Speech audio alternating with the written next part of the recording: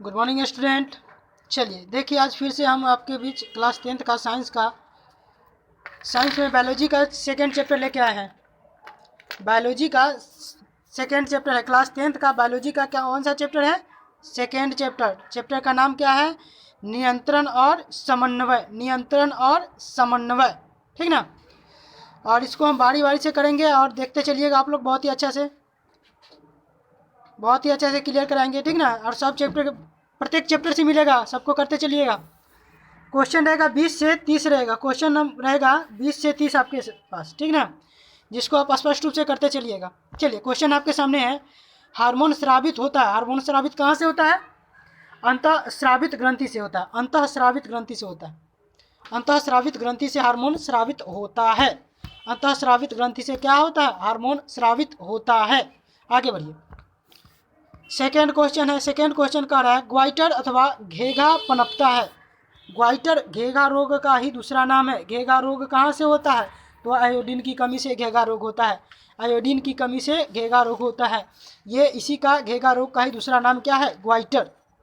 Goitre याद रखिएगा, goitre याद रखिएगा, क्या? ग्वाइटर घेघा रोग का दूसरा नाम है, ठीक ना। कहाँ से पनपता है? आयोडीन की कमी से। आगे बढ़िए, नेक्स्ट क्वेश्चन नंबर 3 बोल रहा है, थायरॉक्सिन का स्राव कहाँ से होता है? थायरॉक्सिन का स्राव कहाँ से होता है? तो थायराइड से होता है। कहाँ से होता है? थायराइड से होता है। होता है कहाँ से? थायराइड से। थायराइड से। चलिए आगे बढ़िए, नेक्स्ट क्वेश्चन नंबर 4। और क्या क्या बोल रहा है? बोला मानव में डायलिसिस थैली है। डायलिसिस थैली है, तो डायलिसिस थैली किसको बोलते हैं? नेफ्रॉन को। किसको? नेफ्रॉन को। किसको? नेफ्रॉन को। मानव में डायलिसिस थैली किसको बोलते हैं? नेफ्रॉन को। क्लियर? नेफ्रॉन को। चलिए आगे बढ़िए, नेक्स्ट क्वेश्चन नंबर 5 है, और बोला है, भोजन का पचना किस प्रकार की अभिक्रिया है? भोजन जो पच रहा है वो किस प्रकार की क्रिया है? तो ये जो है उपचयन। कैसा क्रिया है? उपचयन। या दूसरा, इसी का दूसरा नाम क्या है? ऑक्सीकरण। क्या? ऑक्सीकरण।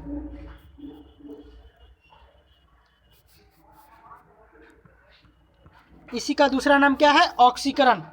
उपचयन कहे या ऑक्सीकरण कहे, सेम है। भोजन का पचना उपचयन या ऑक्सीकरण कहलाता है। चलिए आगे बढ़िएगा, अगला नंबर क्वेश्चन 6 नंबर क्वेश्चन बोल रहा है, कौन सा पादप नियंत्रक फल बेचने वालों द्वारा उपयोग किया जाता है? कौन सा पादप नियंत्रक फल बेचने द्वारा उपयोग किया जाता है? तो बताइएगा, ये जो होगा इथाइलिन। क्या होगा? इथाइलिन होगा। इथाइलिन होगा। कौन सा होगा? इथाइलिन। क्लियर? क्लियर हो रहा है ना? चलिए आगे बढ़िए, बहुत ही अच्छा से क्लियर करते चलिएगा। और अगला क्वेश्चन है आपके सामने, वह संरचना जो उद्दीपन की पहचान करती है क्या कहलाती है? तो उद्दीपन का पहचान करता है उसको हम लोग कहते हैं क्या? ग्राही कहते हैं। क्या? ग्राही कहते हैं। आंसर क्या होगा? ग्राही। आंसर क्या होगा? ग्राही। क्या? ग्राही। स्पष्ट कीजिएगा, स्पष्ट, बिल्कुल। आगे अगला क्वेश्चन नंबर 8 कह रहा है, निम्नलिखित में से कौन सी एक अंतःस्रावित और बाह्य स्रावित ग्रंथि दो प्रकार की होती है? मतलब अंतःस्रावित और क्या? अंतःस्रावित और बाह्य स्रावित दो प्रकार की होती है। कौन होता है बताइए? तो ये जो होता है अग्नाशय होता है। क्या होता है? कौन होता है? अग्नाशय होता है। क्या होता है? अग्नाशय। Answer A number. क्लियर होते चल रहा है ना? हो रहा है ना? क्लियर नहीं हो रहा है? हो रहा है क्या? बिल्कुल हो रहा होगा। चलिए अगला नंबर क्वेश्चन बढ़ाए आगे। क्या? बिल्कुल आगे चलिए। और क्वेश्चन नंबर 9 देखिएगा तेजी से, कौन सी अंतःस्रावी ग्रंथि वृक्क के दोनों ओर ऊपर स्थित होती है? बताइएगा जरा सा। तो एड्रीनल। कौन? एड्रीनल। कौन सी अंतःस्रावी ग्रंथि वृक्क के दोनों ओर ऊपर स्थित होता है? वृक्क के दोनों ओर। तो एड्रीनल, यानी कि ऑप्शन नंबर डी होगा सही ना? होगा सही ना? कमेंट करते चलिएगा जो भी हो, ठीक ना, कमेंट कीजिएगा जिससे कि पता चले।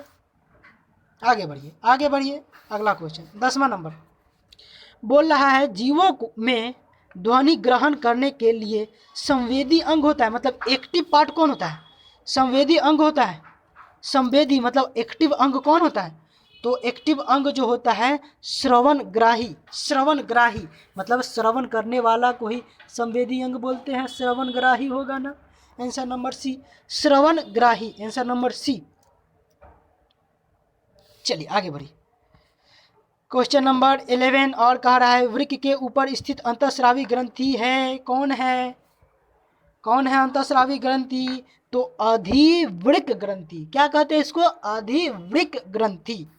क्या कहते हैं? तो अधिवृक्क ग्रंथि, यानी कि ऑप्शन नंबर सी, अधिवृक्क ग्रंथि, ऑप्शन नंबर सी। डी नहीं, सी, ठीक ना? बिल्कुल सही से देखिएगा। चलिए आगे बढ़िए। और क्वेश्चन नंबर 13 है, 12 तो नहीं है, डंडी मार लिया गया है 12 को, ठीक, 13 नंबर है। तो 13 नंबर क्वेश्चन देखिएगा आपके सामने और आपसे पूछ रहा है बहुत ही अच्छे तरह से, कह रहा है क्या? अधिकतर पादप नियंत्रक उत्पन्न होती है, बताइएगा कहाँ कहाँ से?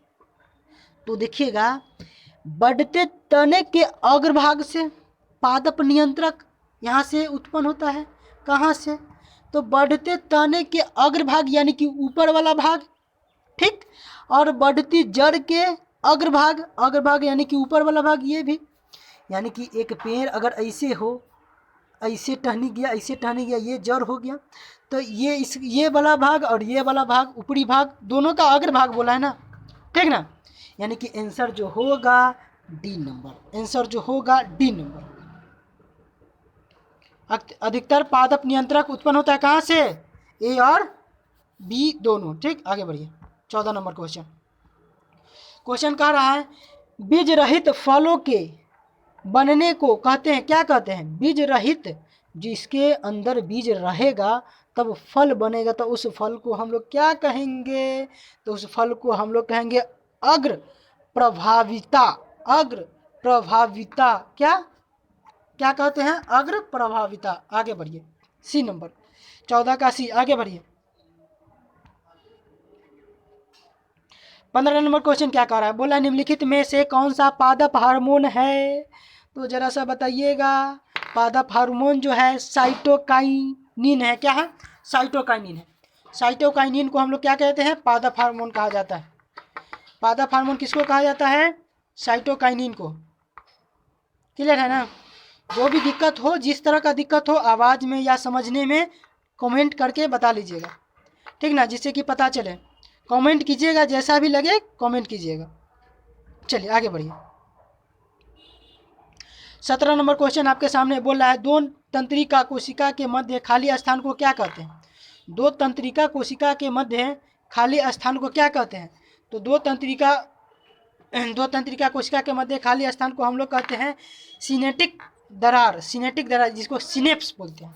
सिनेटिक दरार या इसी को सिनेप्स बोलते हैं। Option number B, option number क्या? B, synapse. सिनेप्स इसी को बोलते हैं, सिनेटिक दरार भी बोलते हैं। क्लियर? आगे बढ़िए। अगला क्वेश्चन की ओर बढ़िए। और 18 नंबर क्वेश्चन बोला मस्तिष्क उत्तरदायी है। मस्तिष्क उत्तरदायी है किसके लिए? मस्तिष्क क्या चीज़ के लिए उत्तरदायी है?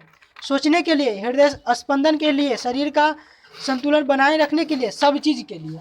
सोचने के लिए भी, संतुलन बनाने के लिए, यानी कि बॉडी का एकदम क्या मैनेजर तो है मस्तिष्क। तो मस्तिष्क मैनेजर है तो सब काम तो इसी के अंदर है ना। हाँ बिल्कुल, सब कुछ इसी के अंदर है, यानी कि उपयुक्त में से सभी। क्लियर है? हाँ क्लियर होगा बिल्कुल। बहुत ही कॉन्सेप्चुअल क्वेश्चन है और बहुत ही आपके बोर्ड लेवल का क्वेश्चन, आपके लेवल का क्वेश्चन। कॉन्सेप्चुअल क्वेश्चन है, आपके लेवल का क्वेश्चन है, अच्छा से करते चलिएगा। देखिए अगला क्वेश्चन 19 नंबर क्वेश्चन कह रहा है आपसे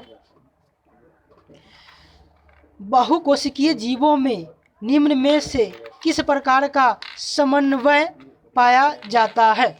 बहुकोशिकीय जीवों में निम्न में से किस प्रकार का समन्वय पाया जाता है? तो आंसर देखिएगा, ये जो समन्वय पाया जाता है, रासायनिक समन्वय और तांत्रिक समन्वय, यानी कि उपयुक्त में से दोनों होगा। उपयुक्त में से दोनों होगा। उपयुक्त में से दोनों, उपयुक्त दोनों, ए और बी दोनों, ठीक ना। आगे बढ़िए। अगला क्वेश्चन 20 नंबर। तंत्रिका कोशिका कितने भागों से प्रकार की होती है? तंत्रिका कोशिकाएं कितने प्रकार की होती है? तो ये जो होता है 3 प्रकार का होता है। कौन कौन 3 प्रकार का होता है? तंत्रिका कोशिकाएं कितने प्रकार की होती है? तो 3 प्रकार की होती है। स्पष्ट है क्या? अस्पष्ट है क्या? होता है कि नहीं? होता है ना। चलिए, होता है तो जरा पता हो तो बताइए तो कौन कौन होता है, कमेंट कर लीजिएगा कौन कौन होता है। आगे बढ़िए, एक क्वेश्चन आपके लिए छोड़ दिया गया है, क्या? जो तंत्रिका ऊतक 3 प्रकार का होता है, ठीक है, लेकिन कौन कौन होता है कमेंट कीजिएगा।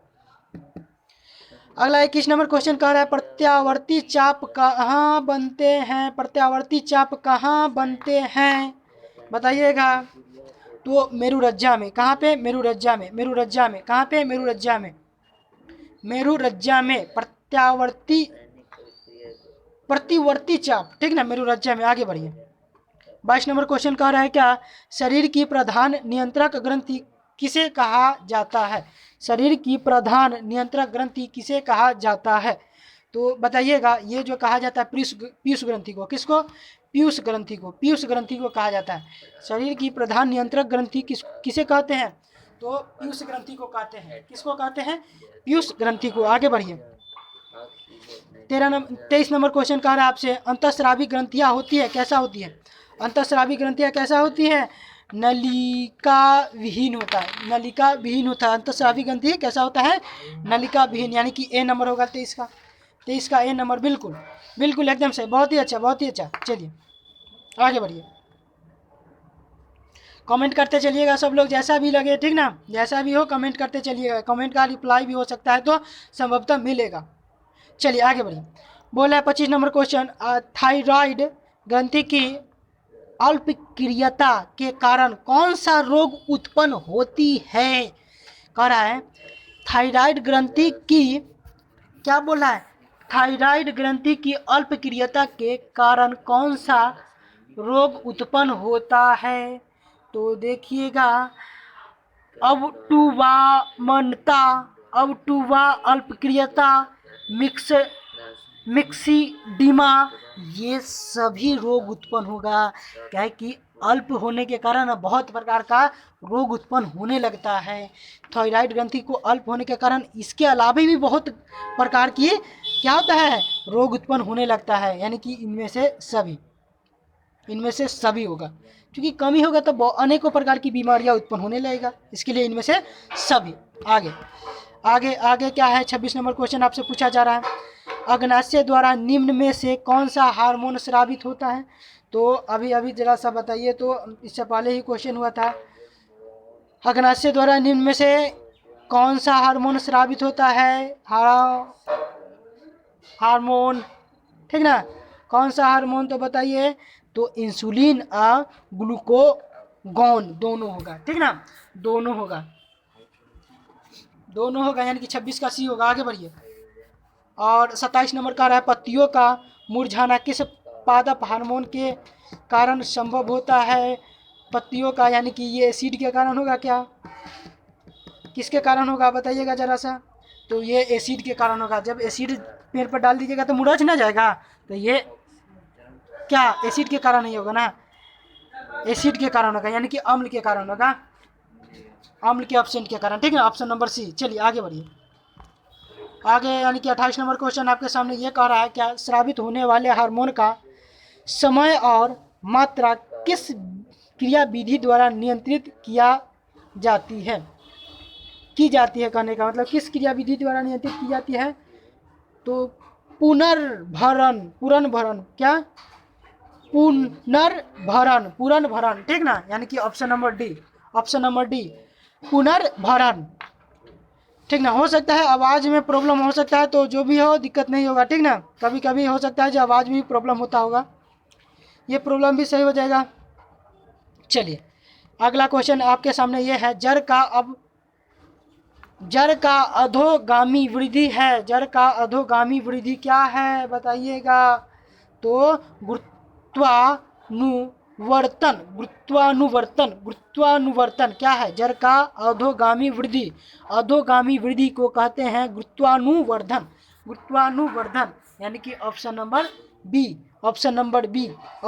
बी। चलिए आगे बढ़िए और आज का आपका लास्ट सवाल है, ये रहा पॉन्स मेंडोला और अनुमस्टिक्स क्या है?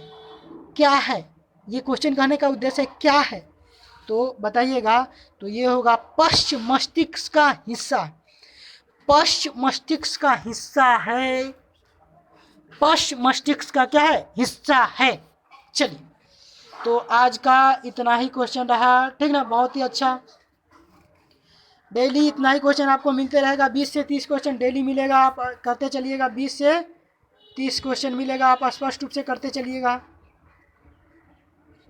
ठीक ना, जो कि बहुत ही अच्छा रहेगा क्वेश्चन। बहुत ही, जो भी प्रॉब्लम हो आप कमेंट करते चलिएगा, ठीक ना, जो भी प्रॉब्लम आएगा आप कमेंट कीजिएगा, जिससे कि आपका प्रॉब्लम का सोल्यूशन दिया जाएगा, किया जाएगा, ठीक ना। चलिए, आज के लिए इतना ही, वेलकम, बहुत ही अच्छा, चलिए, थैंक यू।